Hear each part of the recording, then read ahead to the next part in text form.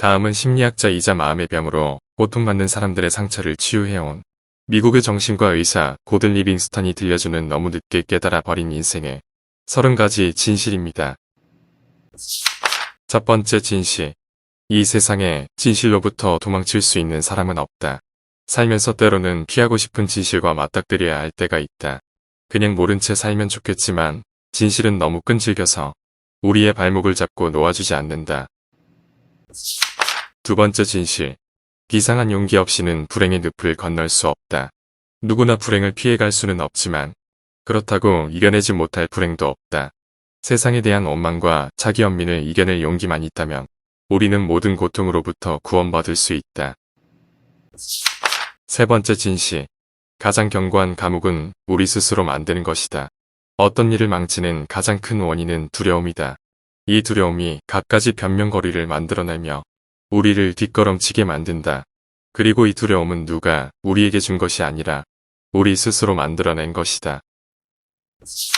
네 번째 진실. 완벽주의가 좋은 인간성을 의미하지는 않는다. 일에서는 완벽주의가 빛을 발할 수 있지만 인간관계에서는 오히려 해가 된다. 그래서 완벽주의자는 함께 일하는 동료로서는 좋지만 친구로서는 꺼려지는 법이다. 다섯 번째 진실. 사랑은 인생에 처방하는 가장 강력한 진통제다. 고통으로 가득 찬 이 세상을 순간 살아볼 만한 곳으로 만들어주는 신비로운 존재가 바로 사랑이다. 인간이 견뎌야 할 모든 시련에 대한 보상으로 주어지는 것도 바로 사랑이다. 여섯 번째 진실. 좋은 일이 일어나는 데에는 시간과 인내가 필요하다. 나쁜 일에 빠져드는 데에는 시간이 걸리지 않지만 거기에서 벗어나는 데에는 상당한 인내가 필요하다. 좋은 것일수록 그것을 얻는 데에는 긴 시간이 필요한 법이다. 일곱 번째 진실. 방황하는 영혼이라고 해서 모두 길을 잃은 것이 아니다. 인생에는 미처 다 가볼 수 없는 여러 갈래 길이 있다. 그 여러 갈래 길 사이에서 잠시 이탈하거나 행로를 변경하는 것은 방황이 아니라 오히려 행복한 모험일 수 있다.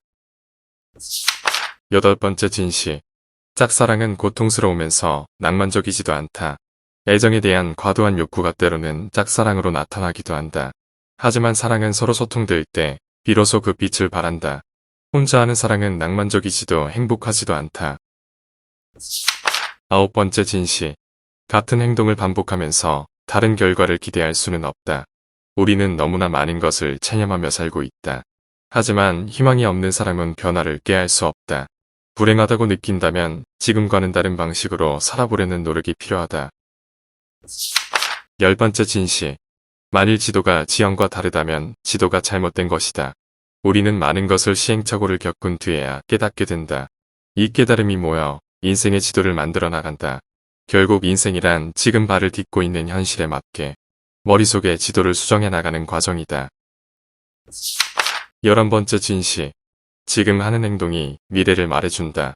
나와 다른 어떤 사람에게 문제가 있다면 먼저 행동을 살펴야 한다. 말이나 생각이 아니라 행동이 그 사람에 대해 가장 정확하게 말해주기 때문이다. 12번째 진실. 감정적인 행동을 이성적으로 멈추게 할 수는 없다. 우리가 스스로 잘못인 줄 알면서도 어리석은 행동을 반복하는 것은 그 행동이 논리적으로는 설명되지 않는 편견이나 아집에서 출발한 것이기 때문이다. 13번째 진실. 나에게 일어난 일의 대부분은 나에게 책임이 있다.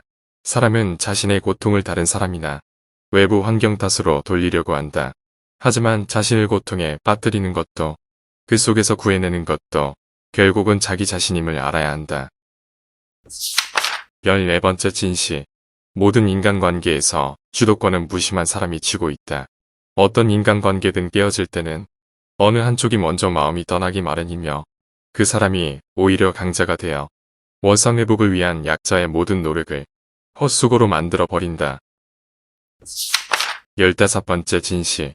함부로 베푸는 친절이 상대를 더 망칠 수 있다.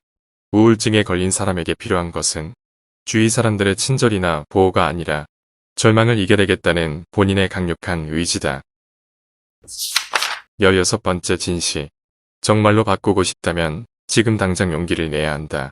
무언가 불만이 있는데도 부딪혀 싸워낼 의욕이나 용기가 없어 내버려두고 있다면 그 사람은 아직 충분히 불만스러운 것이 아닐지도 모른다. 17번째 진실. 10번의 변명을 하느니 한 번의 모험을 하는 것이 낫다. 새로운 일에 도전하면서 왜 그 일을 할 수 없는가에 대한 변명거리만 준비하는 사람이 있는가 하면 스스로 그 일을 하지 못할 이유가 없다는 모험심으로 출발하는 사람도 있다.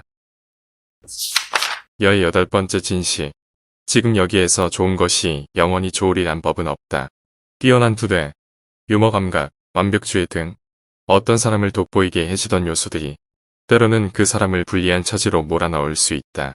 인생에 절대적 가치가 없듯이 절대적 장점이란 것도 없다. 19번째 진실. 남을 속이는 것보다 자신을 속이는 것이 더 나쁘다. 갖가지 핑계로 게으른 자신을 합리화하는 것만큼 어리석은 일은 없다. 자기 합리화가 반복되면 결국은 어떤 판단도 올바로 할 수 없게 된다.